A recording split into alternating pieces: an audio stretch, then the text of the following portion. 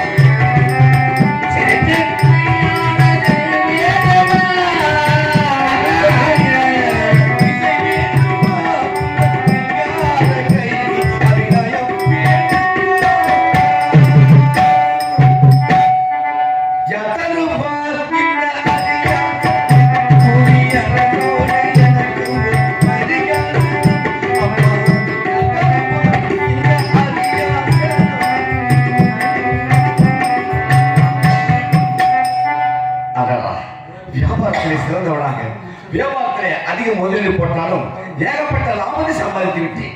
அதற்கு முக்கிய காரணம் என் மனைவி துளசியம்மா. அன்பானவள், அழகானவள், உபசரிப்பிலே மிகவும் சிறந்தவள், தமிழ் பண்பாட்டிலே தலை சிறந்த நாயகியாக இருந்தாலும் எனக்கு மனைவியாக வைக்கப்பட்டவள் துளசியம்மாள். வியாபாரத்துக்கு செல்கிற நேரத்திலே திறமைகள் அனைத்தையும் கட்டி அவள் கையால் கொடுக்கும் பொழுது சந்தோஷமா நான் வியாபாரம் செல்கிறேன் என்றால் அதிகப்பட்ட லாபத்தை நான் ஈட்டிவிட்டேன். துளசியம்மா, உன் கை ராசியாக இருந்தாலும் முகராசியோ தனி, உன் முகராசி அதிகமாக இருந்தாலும் கை ராசியோ தனி. இருந்தாலும் உன்னை வெற்றி கொள்கின்றேன், மனதார புகழ்ந்து கொள்கின்றேன். காரணம், அதிகப்பட்ட லாபத்தை சம்பாதித்து விட்டேன். கடந்த ஆண்டில் எல்லாம் கூட எனக்கு இவ்வளவு லாபம் கிடைக்கவில்லை. ஆனா இந்த ஆண்டு ஏகப்பட்ட லாபத்தை சம்பாதித்தேன் என்றால் அது என் மனைவி கைவண்ணம் தான். அப்ப இருக்கிற நேரத்தில் என்னுடைய தோழர்கள் எல்லோருமே என்னென்னவோ பரிசுகள் வாங்கினார்கள். ஆனா எத்தனையோ செல்வங்கள் குவிந்திருந்தாலும் கூட மாட மாளிகை என்ன, கூட கோபுரங்கள் என்ன, வைரமணி தூண்கள் என்ன, பட்டாளைகள் என்ன,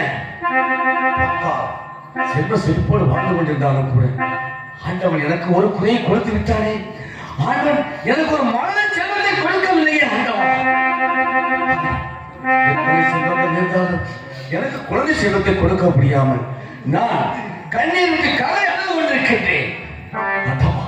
யாருக்கு என்ன பாவத்தை செய்ய, ஒரு பாவம் செய்யாத எனக்கு இந்த பிள்ளைகளால பெரும் பாவியை ஏன் படைத்தார், எதற்காக படைத்தார்?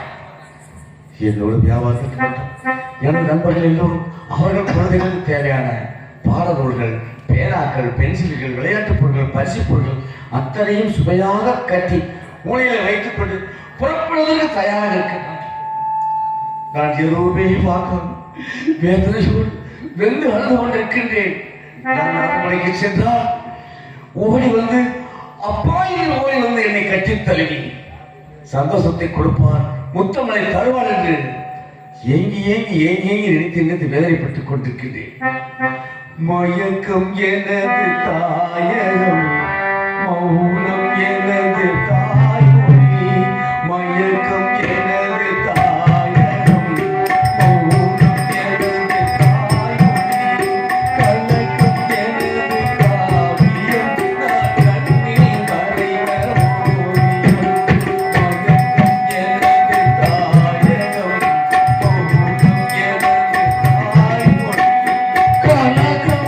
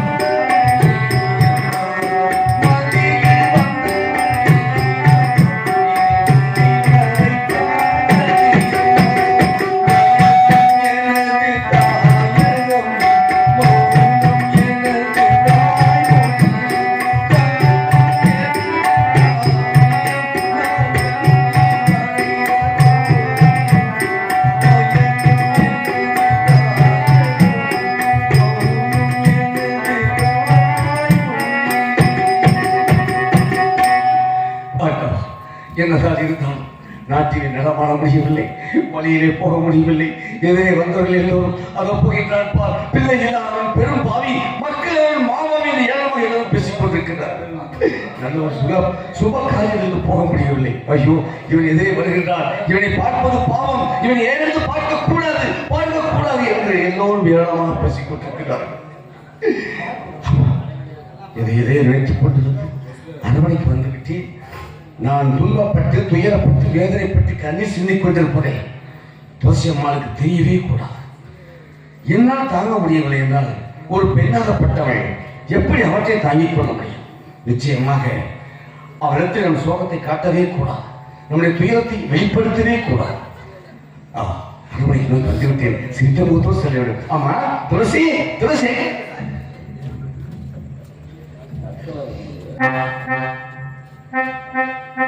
தமிழை பாட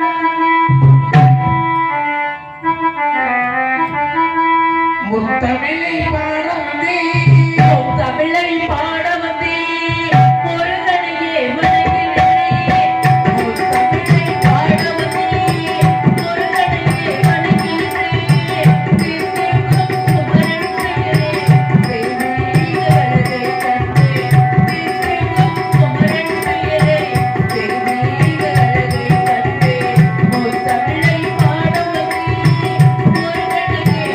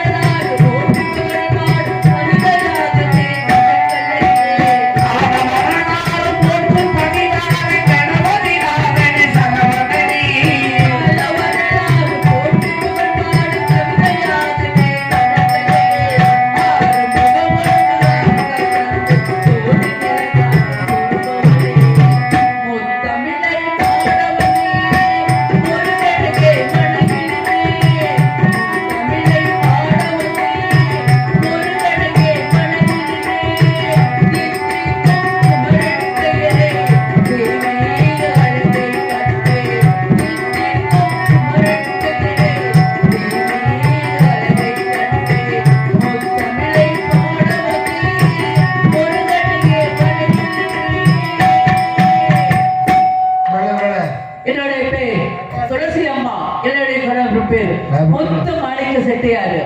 எங்களுக்கு எல்லா செல்வங்களையும் இருக்கு, எல்லா செல்வங்களும் இருந்து ஒரே ஒரு குழந்தை செல்வம் மட்டும் இல்லையே. பிள்ளை இல்லாத பெரும்பாவி, மக்கள் இல்லாத மாமாவின்னு சொல்லிட்டு நாங்களும் போகாத ஆலயம் இல்லை, வேண்டாத தெய்வம் இல்லை. அந்த தெய்வம் எங்களுக்கு ஒரே ஒரு குழந்தை செல்வத்தை மட்டும் கொடுக்கலையே. செல்லாத்தா செல்லம் மாரியாத்தா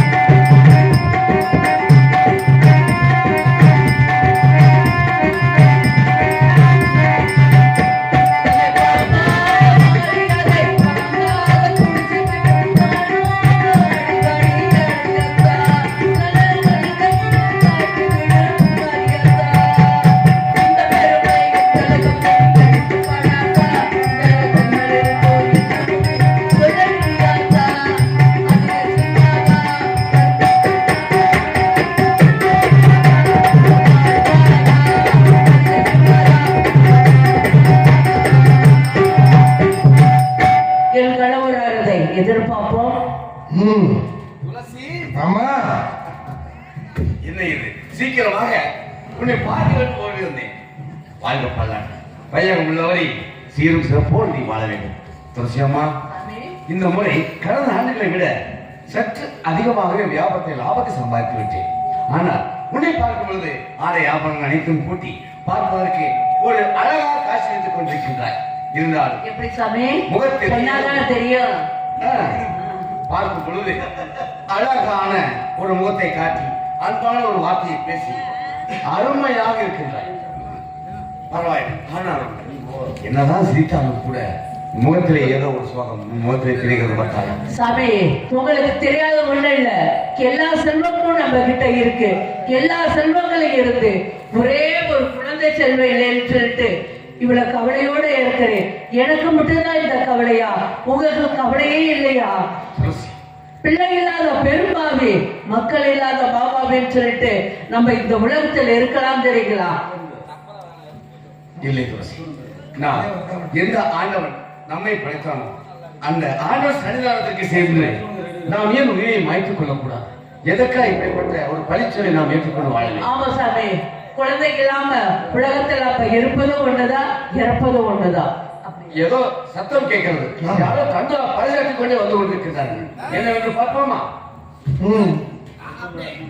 சகலமானவர்களுக்கு தெரிவிப்பது என்னவென்றால் என்ன பண்றாரு ஐயா? நான் நாட்டை ஆளக்கூடிய சாமியப்ப மகாராஜாவுக்கு மூன்றாவது பெண் குழந்தை பிறந்ததுக்கு காரணத்தினாலே யார் எதை கேட்டாலும் இல்லை என்று சொல்லாமல் அள்ளி அள்ளி வழங்குகிறார்.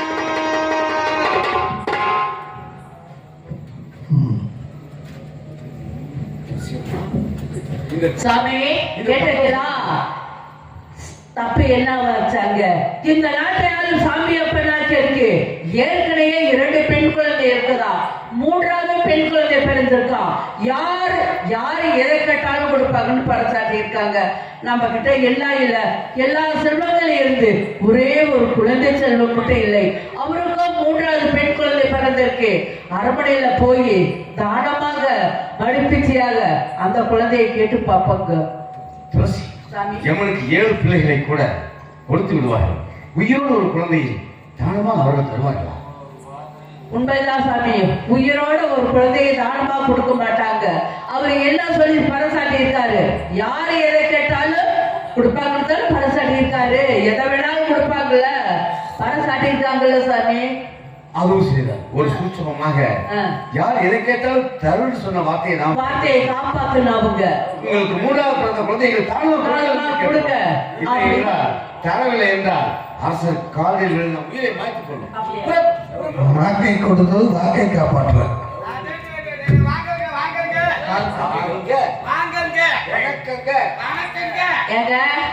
அதுலயே இருப்பியா? உன் வாயில வைக்கிறதுக்கு நீ சொன்னதுலயே தான் இருப்பியா? வாயில அதேதான் வருமா?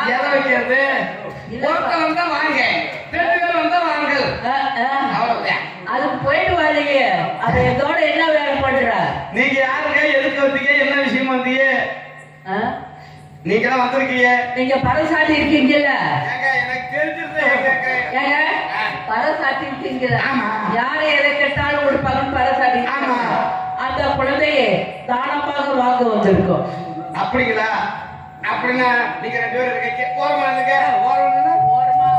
ஓரமா இருங்க. அதாவது நீங்கள் என்ன இருந்தாலும் மகாராஜாவை பார்த்து விட்டுத்தான் செல்வேன் என்று இருக்கின்றீர்கள். மகாராஜாவை பார்க்கணும். அப்படித்தான் இருக்கிறீங்க நீங்க. ஏன்னா மற்றவங்க என்ன மற்றவங்க சாப்பிட்டு போயிட்டு இருக்காங்க. இவங்க மட்டும் மகாராஜாவை பார்த்து விட்டுத்தான் செல்வேன் இருக்காங்க. மகாராஜா கூப்பிடுமா? மகாராஜா மகாராஜா மகாராஜா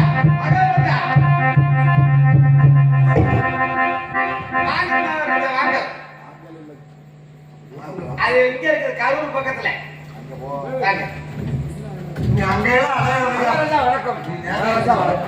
அனைவரும் நலமாக வந்திருப்பீர்கள். வந்திரவர்களே, அழைத்த வேறும் என்னவோ? நமது அரண்மனையில் வருவோரும் போவோரும் வயிறார உண்டு மனமாக குழந்தைகளை வளர்த்து செய்கின்றார்கள். ஆனால் நமது நாட்டிலே பிறந்த 2 மட்டும் சாப்பிட மாட்டேன் என்று விட்டார்கள். என்ன காரணம்? பால் சாப்பிட சொன்னேன், மாட்டேன் என்று விட்டார்கள். சரி, உணவாவது அறுத்துகள் என்று சொன்னேன், மாட்டேன் என்று விட்டார்கள். ஆனால் தங்களை சந்தித்து விட்டுதான் நாங்கள் வயிறார உணவு இருந்தோம் என்று 2 பார்க்க வேண்டும் என்று காத்துக் கொண்டிருக்கிறார்கள். அப்படியா? அவரை அழைத்து வைக்கிறேன், பார்த்துக் கொள்ளுங்கள். அப்படியே வாழ்வுகிறேன். ஐயா, மீண்டும் ஒருவரை வணங்குகிறேன். நலமாக வாழ்வீர்கள். ஆனா எங்கிருந்து வருகிறீர்கள்? எந்த நாட்டை சேர்ந்தவர்கள்? என்ன நாடு வந்த காரணம் என்னவென்று சற்று விவரமாக கூற வேண்டும். மகாராஜா, நாங்கள் உங்கள் நாட்டை சேர்ந்தவர்கள் தான். செட்டியார் குலத்திலே பிறந்து மாளிகை செட்டியார் மனைவி தரிசனமா என்னையா தெரிவிக்கின்றீர்கள்? முத்தாளிக செட்டியாரா? எந்த வீர மகேந்திராபுரியை சேர்ந்தவரா? அப்படியா? எனது அருமை நண்பர் முத்துமாணிக்க செட்டியாரா தாங்கள்? பள்ளி வயதிலே நீண்ட நாட்களாக, எத்தனையோ காலங்களாக தாங்களை காண வேண்டும் என்று நினைத்திருந்தது. ஆனா இருந்தாலும் காண முடியவில்லை. இப்பொழுதாவது இருவரும் சந்திக்க வந்துவிட்டது. அதுவே ஒரு சந்தோஷமா இருக்கு. பார்த்ததிலே நண்பரை ஒரு முறையிலே மனதார மகிழ்கிறேன். எனக்கும் மிக சந்தோஷமாக இருக்கிறது. மகாராஜா, வருகின்ற வழியிலே பார்த்து நாட்டு மக்கள் எல்லோரும் சிறியவர் முதல் பெரியவர் வரை அனைவரும் தாங்கள் அளித்த பொருள் திறவைகள் அனைத்தும் வாங்கிக்கொண்டு அழகாக சிரித்த போது சென்று கொண்டிருக்கிறார்கள். சென்று விட்டார்கள். தாங்கள் மட்டும் நாங்கள் என்னை காண வேண்டும் இருக்கின்றீர்கள். மகாராஜா, இனம் புரியாத வேதனை என்னன்னு சொல்ல முடியாத ஒருத்தத்திலே நாங்கள் உங்களுக்கு பொருளையா கூறுங்கள். ஐயா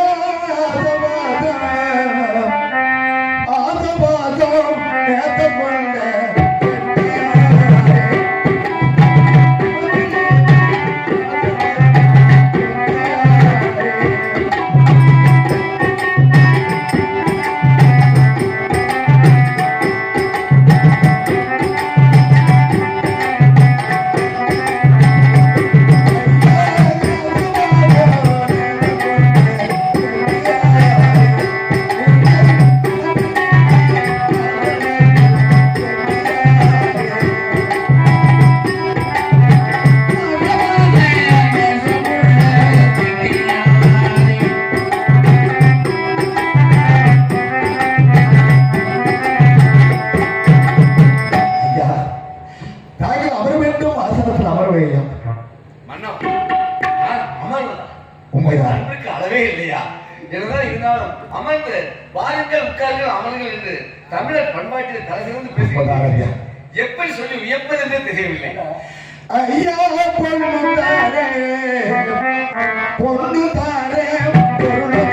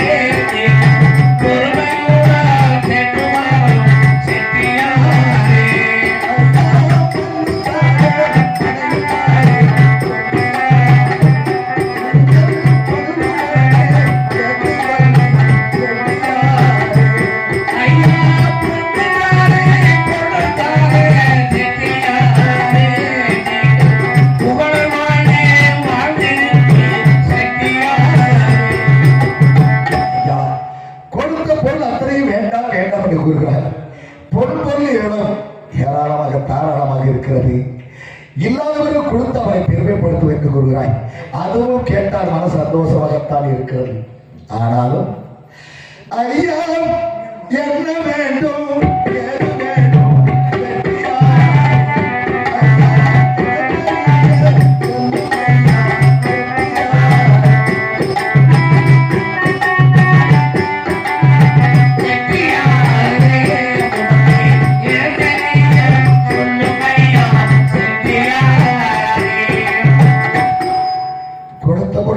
வேண்டாம் வேண்டாம் என்று கூறுகிறாய். பிறகு என்னதான் வேண்டும் என்று சற்று உரமாக கூற வேண்டும்.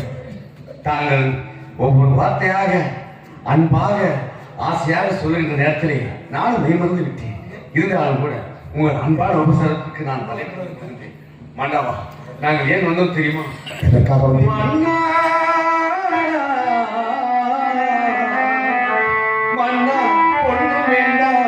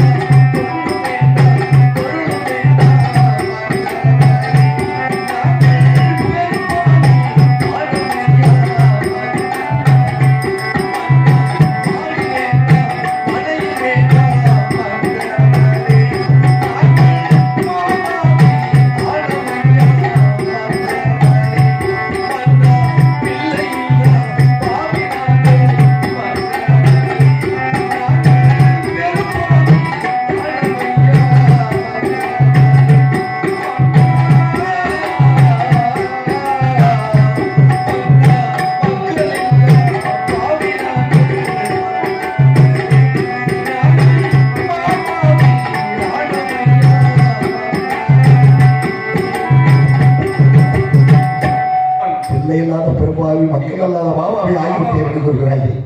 அதற்கு நான் என்னையா செய்ய வேண்டும்? ஐயா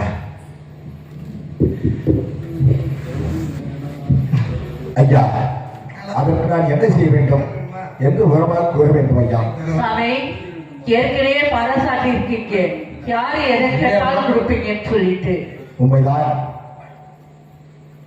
மன்னா, உங்களுக்கு ஏற்கனவே 2 பெண் குழந்தை இருக்குது மன்னா. உங்களுக்கு ஏற்கனவே 2 பெண் குழந்தை இருக்குது மன்னா. இந்த பாவைகளுக்கு அந்த 3வது பெண் குழந்தை தாராளமாக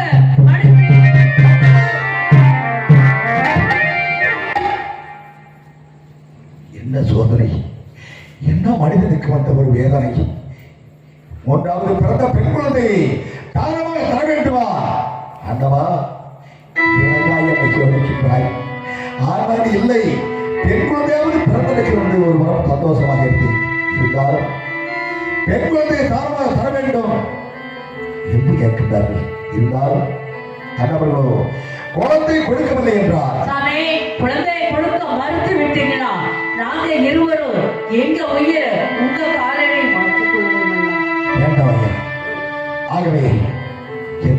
வேண்டும். குழந்தை கொடுக்கவில்லை என்றால் புத்தகத்திலே இருவரும் ஆண்டு மடிந்து போவோம் என்று கூறுகிறாய். ஏண்டா ஒரு உயிரை கொடுத்து இரு உயிரை காக்க வேண்டும் என்றால் என் குழந்தை தகுதியை பெற்று சென்றீர்கள்.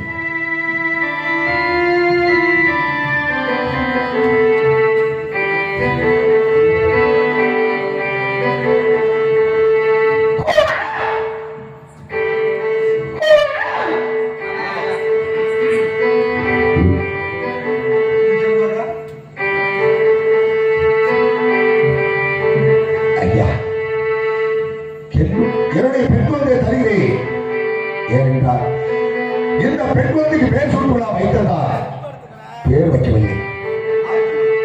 ஆகவே இந்த குழந்தையை சாமி நல்ல ஆலயத்துக்கு போய் குழந்தைக்கு நல்ல பேரா சொல்லிட்டு வர சாமி. ஆகவே குழந்தை தருகிறேன். என்னுடைய அரண்மனையில் வளர்ப்பது போல் சீரும் சிறப்பாக எந்த விதமான குறையில்லாமல் வளர்க்க வேண்டும். அது மட்டுமல்லாமல் இந்த நாடு போட்டி நல்லவாக இந்த ஊரே போட்டு உத்தமனாக சீரும் சிறப்பாக ஒரு தெய்வ குழந்தை போல் பார்க்க வேண்டும். அப்படியா?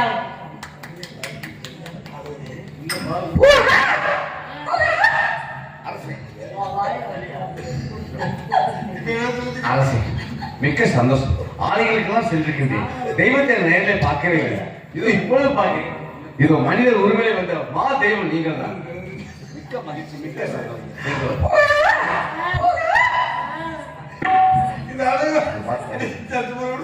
ஆகவே என்ன செய்வது, எதை சொல்வது என்று ஒன்று உங்களுப்பதா இல்லை பரப்பதா என்ன செய்வது என்று புரியவில்லை. என் குழந்தையை கொடுக்கின்ற போது கூட மன சந்தோஷமாக இருந்து கொடுத்தவர்கள் எப்படி இருக்கிறது தெரியுமா? என்னுடைய கோட்டையே அழித்தது போல் இருக்கிறதை நான் என்ன செய்வேன் ஐயா? கோட்டையிலே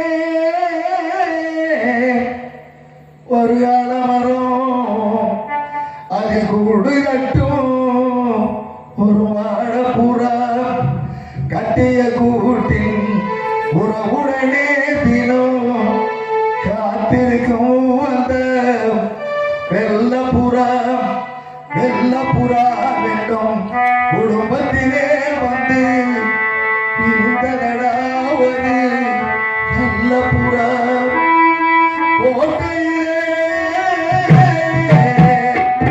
ஒரு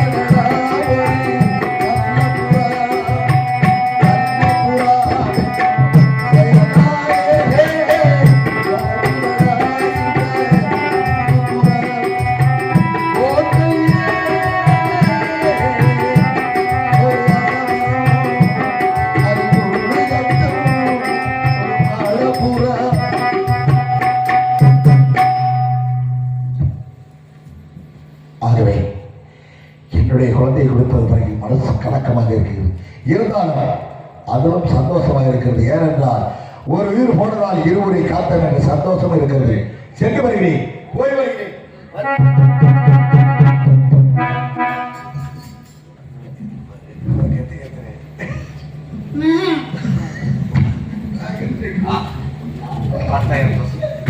அரசர் சொன்ன சொல்லை நிறைவேற்றி விட்டார். கொடுத்த வாக்கை காப்பாற்றி விட்டார். எதை கேட்டாலும் அப்படியே நாக்கை எடுத்து வச்சு அறுத்துருவே அதையும் பார்த்து. இங்க பாருங்க பச்சா, எங்க குழந்தைக்கு மன்னர் பேர் கூட சொல்லலேன்னு சொல்லி இருக்காரு. எந்த கோயிலுக்கு போய் குழந்தைக்கு நல்ல பேரா வைக்கிறா? இப்பொழுது ஆலயத்துக்கு செல்வோமா?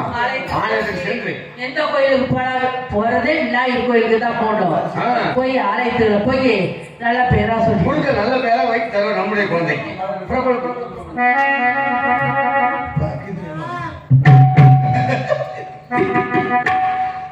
கட்ட குத்து. இந்த பச்சை கிளைக்கு ஒரு செவ்வந்தி பூவி தொட்டிலை கட்டி வைத்தேன்.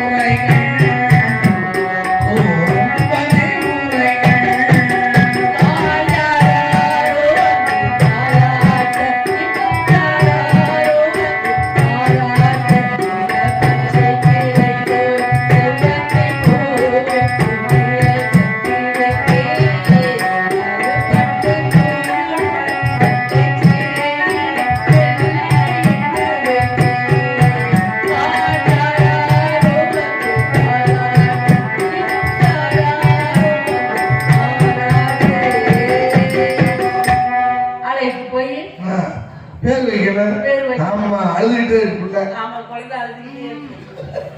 இது அழுத்துதுமா, அங்க அழுகுது, இது அழுத்துது.